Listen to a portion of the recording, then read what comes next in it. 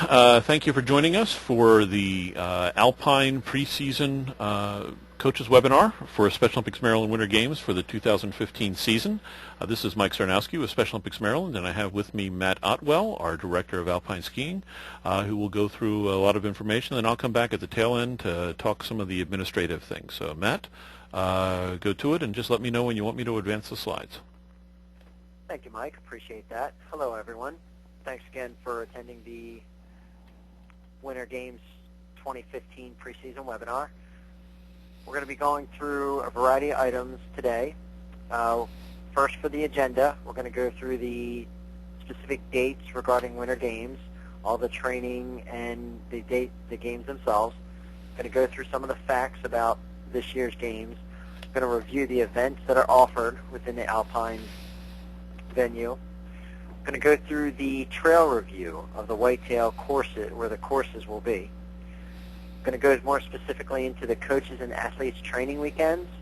We're going to do a very brief review of the general rules and the specific Alpine rules. Then some basic on-snow tips for coaches and athletes in preparation for being out in the cold weather. Thank you, Mike. Let's go ahead and move on. The 2015 Winter Games dates, again, all events are going to be at Ski Whitetail. Coaches on snow training will be January 10th. The athletes on snow training, and that should be 2015. I apologize for not getting those the year correct. That will be corrected. The athletes on snow training and time trials will be February 7th and 8th, and the Winter Games will be February 23rd and 24th. Thank you, Mike. Competitions offered. In the past, we've offered the different competition levels of beginner, intermediate, and advanced for giant slalom, and at the Super G level, we've offered advanced and intermediate. We also offer the glide and super glide. This year, we will be adding, as a demo sport, snowboarding. We're still working on the details on how this event will transpire. However, we're very excited. We put a lot of thought and effort into this the past few years in determining if we could move forward with it. And 2015 is our year to introduce snowboarding into the Special Olympics competition. Again, this will be a demo sport, and more information will follow in regards to how this sport will play out. Thank you, Mike. Next slide, please. Some of the facts. Again, all competition will be at Ski Whitetail in Mercersburg, Pennsylvania. Some basic schedule, and this schedule is subject to change on Monday, February 23rd. As we've done the past 2 years, it's worked extremely well. Opening ceremonies will be on Monday, approximately 12 p.m. Competition will start on Monday at 2 p.m. with 7 p.m. being the social or the dance. Tuesday, competition will start at 9 a.m. with awards at 11 a.m. and wrapping up at 3 p.m. Thank you, Mike. Next slide, please. As in years past, we've worked very closely with Ski Whitetail in identifying the trails for use for our specific competitions. It's worked extremely well. We're very excited. As in the past, the advanced courses will run on home run. That area has worked extremely well for us, and we've had great results. The Super G will continue on Sidewinder, and this is my favorite course out of all of them. It's worked extremely well. We're going to continue there. A change will be to the intermediate course. In years past, we've done our training and the competition on the skiers left of Snow Park below the half pipe. Ski Whitetail is extending their area, and we will not have that for our use in this coming season. We will be using another area that is yet to be determined, but it will be communicated to everyone prior to time trials. The novice, as in years past, has been on velvet. It's worked extremely well. We're going to keep that there, as the glide and the super glide just outside the Children's Visitor Center. Thank you, Mike. Again, this is an old base area map. This is subject to change. We are talking with Whitetail in regards to moving some of the areas such as the control center. However, staging for Alpine will remain in where it has last year. That's worked extremely well. Thank you, Mike. Next slide, please. Coaches training. This is proposed. We may change some of the specific breakout sessions.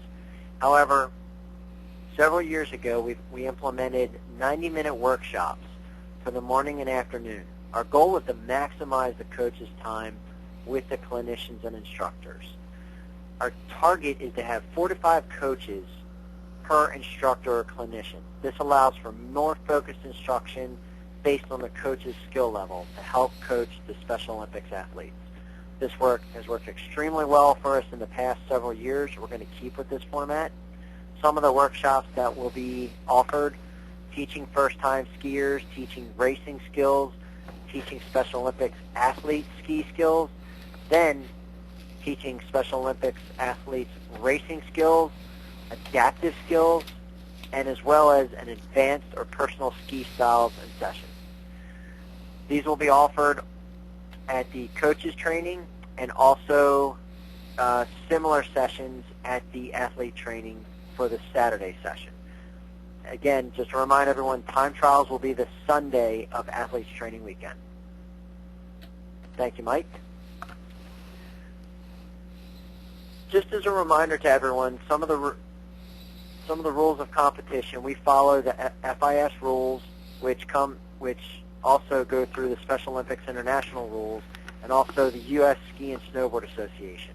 If there's any questions about these are helpful resources in looking at what the national and international rules are. Thank you, Mike. Next slide, please. These are additional links that we found helpful. We want to provide all of our coaches and also our GMT with as much information as possible, so we're trying to disseminate these links to everyone so that way as much information is offered to everyone. Thank you, Mike. Next slide, please. Some of the general rules as far as the Alpine competitions go. We will have the novice, intermediate, and advanced skiers will have 2 runs on a modified GS course. This allows us to division the athletes according to their skill level within the novice, intermediate, and advanced. We're also going to be taking additional information into account in regard to divisioning. And this will be applied not only by specific age groupings, but other factors as well. Details for this can be found at the link that's provided within this page. Some additional information in regards to the Alpine rules. We ask everyone to please be considerate of everyone on the mountain, not only your fellow coaches and athletes, but keep in mind that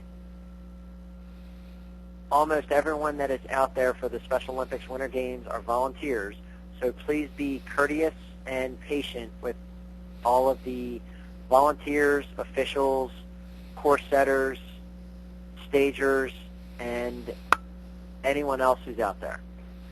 Thank you, Mike. Next slide, please.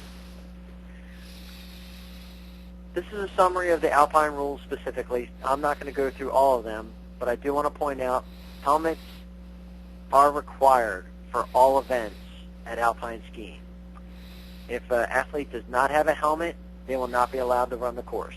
The same goes for coaches or anyone else that will be running the course. A helmet is required. One of the other ones I want to focus on are the goggles. In years past, we were very specific that goggles only were allowed on the course. We're still going to maintain strict rules about the eyewear. However, there are specific non-sunglasses eyewear that is available at ski stores that can be worn in place of goggles. If this is a question, or if you would like to to get an opinion on the eyewear that your athlete will be wearing, please see the course official on the Saturday of athlete training. If an athlete shows up at the course on time trial Sunday, they will not be allowed to wear that eyewear. Again, to repeat, have your athlete or yourself take the eyewear to an official on the Saturday of athlete training to get the specific eyewear looked at and approved for racing on Sunday and at the games. Thank you, Mike. Next Okay. slide, please. And actually, Matt, while we're on this slide, just for the folks who are listening or watching this as a recording, this set of slides is available for download from MySOMD, or go to www.somd.org, and you can get a link there to MySOMD. So don't worry about frantically writing this down. You can download these as a PDF from that location for all of our Alpine coaches. Thank you, Mike. That's an excellent point. Again, these are some additional rules for skiers requiring additional accommodations or skiers using adaptive equipment. As I mentioned before, I'm not going to go through these, but they will be. This deck will be available, and all of the rules and all this information within this slide deck will be available in the Alpine competition guide. Thank you, Mike. Next slide, please. Some basic on snow tips. Keep in mind of your athlete's health and welfare. Keep any type of personal health items with you that they need or easily accessible. Make sure that clothing is appropriate. Athletes should have warm, water-resistant clothing, including hats, gloves, and socks. Have them wear appropriate layers. Keep in mind they will be skiing and competing. They will be working up a sweat, so it's key to have proper ski attire. Diet, be sure that not only your athlete but yourself eat properly before coming out on the slopes, especially during time trials at games. It is a very hectic schedule. Athletes are competing in multiple events, and it's very difficult sometimes to get in and take a quick break. And as always, make sure you keep hydrated even though it's cold out there. Hydration is key. Be sure to drink plenty of liquids. Thank you, Mike. Next slide, please. Accident procedures. There's a very strict process in regards to reporting accidents. I'm not going to go in detail speaking through them at this time. They are listed here, and at any time, please work with an SOMD representative or a games management team representative if there are any questions about reporting an accident on the slopes or anywhere in the SOMD venue for that matter. Mike, is there anything you would like to add in regards to accident procedures? No, other than, and you noted here under number 9, again, in terms of the general stuff, whether you're at Whitetail or at any other facility, use ski patrol and such. If you're doing any training on your own, or if it applies as well to your dryland training, as noted there under number 9, be sure to have a copy of the accident report form or the incident/accident report. That can be very helpful, and we'll touch on that when we go to the next slide deck that I'll go through very briefly.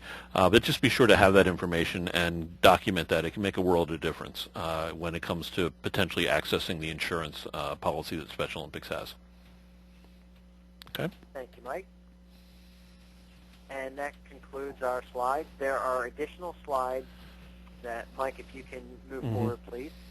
There will be additional slides that will be included in the deck for download that go into more detail in regards to all the competition, the course layouts, and how we run the Alpine venue. Okay. Thank you very much for attending. We truly appreciate it. And I'm going to turn it back over to Mike for some general SOMD information. Okay, yeah, and for those of you who joined these sessions before, we are not going to be spending the amount of time that we did for the past couple years going through this, the administration forms. We're going through a transition there and getting people used to and understanding about getting their paperwork in. So I just want to highlight a few things, and also we have some deadlines and dates that are in here as well. And again, this most coaches, by the time you get this or are downloading or listening to this recording, will have already received these, but they are also available for download from my SOMD. Should not be a surprise. Everyone should be aware that no athlete, no volunteer can participate in any way in Special Olympics without a current and valid medical, or in the case of a volunteer application, and there are no exceptions to that policy. In terms of when you need to get forms in, when you need to get different things in, we have a couple-stage registration process. The training registration deadline, and this is the date by which you need to get your roster of individuals who are participating in your skiing program. It has to get into what we call our GMS. That's our software where we track training and form status and so on and use it for competition. That needs to be in by January 8th. And again, I need to stress that this is the date it has to be into the system. As is noted down at the bottom, you should be in contact with your area's GMS manager and work out exactly when he or she needs to receive the information so they can get it in a timely manner. If you get it to them on the 8th, chances are they're not going to get it into the system on the 8th, and your program may be potentially in jeopardy for participating in Winter Games. You can certainly have people join your program after January 8th, assuming that your area still keeps that program open and is allowing new folks. But anybody who joins or is registered after January 8th just would not be eligible for to compete or participate at Winter Games. They can go to your training and such, but would not be eligible to go to Winter Games. As was noted on the previous slide, no athlete, no volunteer can participate in the program without a valid medical, but we also know that it may take some time to get a medical or their application scanned and sent into our headquarters. So you have until January 19th to get that in. Again, work with your GMS manager and your area leadership if they need to adjust that date. And as has been the case for a year and a half or so, those medicals or volunteer applications have to be valid through the end of Winter Games, through the last day of Winter Games. They can't expire in the middle.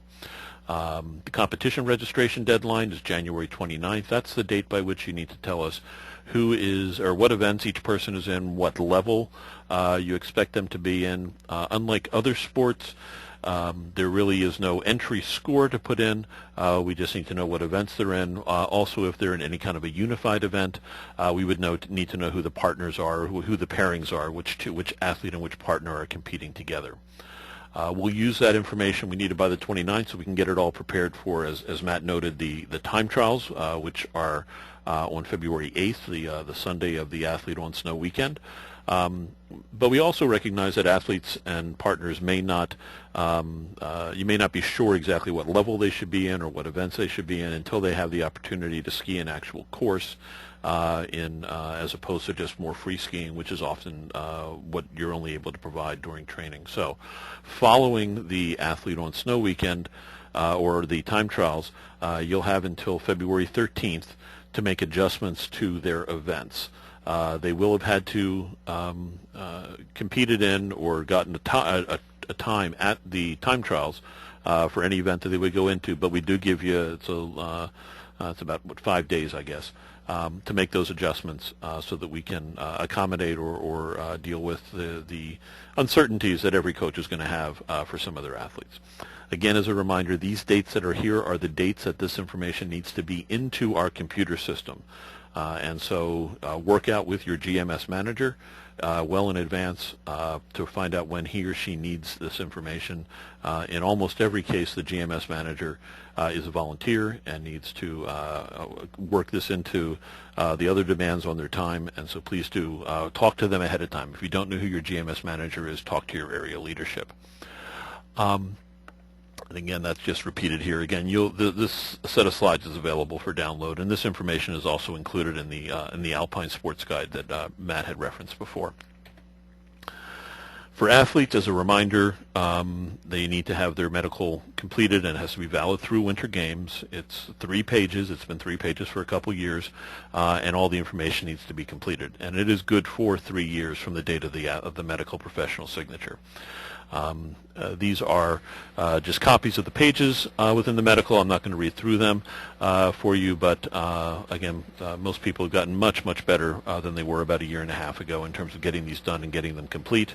Bottom line is, if you submit a medical, even if it's by the deadline, if the medical is not complete and it doesn't and it gets rejected, that athlete potentially could be in jeopardy of not being able to participate at Winter Games or at any of the other sports. It's not just for Winter Games, it's for all sports. Similarly, for the volunteers, their volunteer application needs to be in and needs to be valid through Winter Games. It also is 3 pages, needs to have all the necessary information and all the required signatures. One slight variation on this is that for the volunteers who are under the age of 18, there is a different reference form. It's a volunteer minor reference form, which you'll see in just a moment, that needs to be completed because we can't do a standard background check on someone who has not turned 18. So the one nuance with that or thing to keep in mind is that for a minor volunteer, someone under the age of 18, live signatures are required from 2 references who aren't family related. So they will need to take that form and take them and get it signed, or you can email it to them and they can get it signed and completed by a reference. So it's not something that they can, unlike any volunteer who is 18 or older, where they can fill the form out while they're standing there. A minor needs to go and get those signatures taken care of.